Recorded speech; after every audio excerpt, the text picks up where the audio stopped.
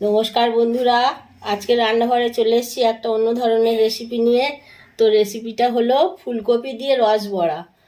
তো ফুলকপি দিয়ে রসবড়া করার জন্য লাগছে আমার এই যে বিউলির ডাল আছে। বিউলির ডাল আমি সারা রাত ভিজিয়ে রেখেছিলাম জলে, সকালবেলায় বেটে মিহি একটা পেস্ট তৈরি করে নিয়েছি। আর একটু নারকেল কোড়া লাগবে, 2 চামচ মতো চালের গুঁড়ো আছে, আর ফুলকপির এই যে ফুলগুলো এটা আমি গ্রেট করে নেব। আর এই চিনি লাগবে রসের জন্যে, আর একটু জল নিয়েছি, নুন আর 1 চামচ ঘি লাগবে। এই দিয়ে হয়ে যাবে ফুলকপির রস ভরা। তো আমি এই ফুলকপি থেকে ফুলগুলো আগে গ্রেটারের সাহায্যে গ্রেট করে নেব।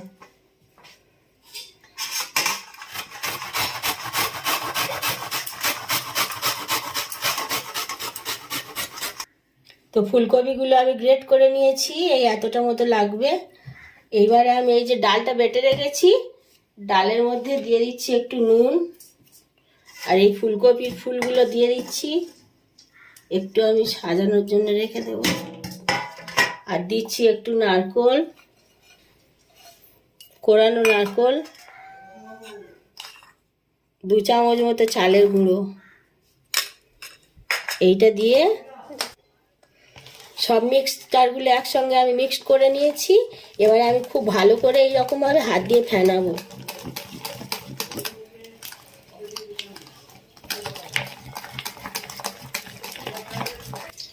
ডালটা খুব ভালোভাবে ফেটানো হয়ে গেছে।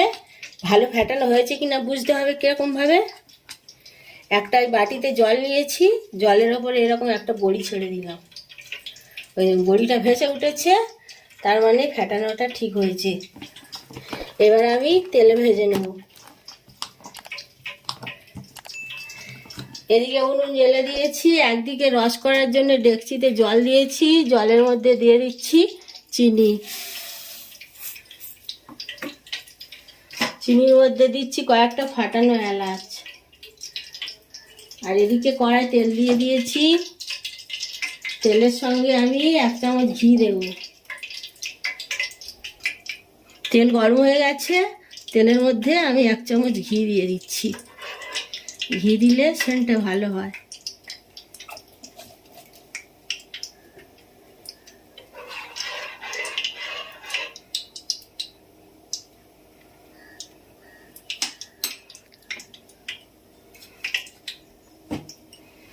এইবারে এই ফেটানো ডাল থেকে একটু একটু করে আমি বড়ির আকারে তেলে ছাড়বো।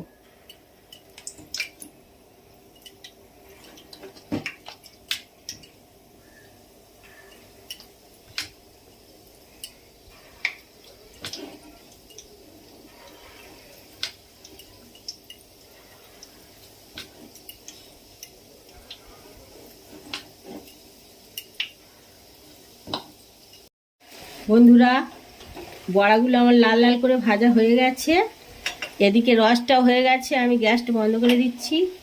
এই বড়াগুলো এবারে আমি গ্যাস থেকে তুলে আর ওই চিনির রসে ফেলবো। এইরকম লাল লাল করে ভাজতে হবে।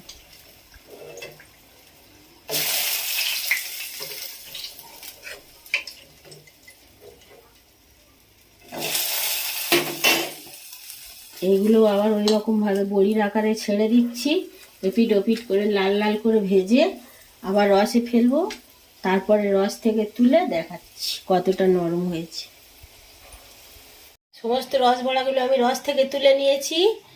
আর একটুখানি ফুলকপি গ্রেট করে আমি রেখেছিলাম, যেহেতু ফুলকপি দিয়ে রস বড়া, সেজন্য একটু ফুলকপি আমি ওপর থেকে সাজানোর জন্য ছড়িয়ে দিচ্ছি। আর কতটা রস আলো হয়েছে আমি একটা ভেঙে দেখাচ্ছি। এই দেখুন,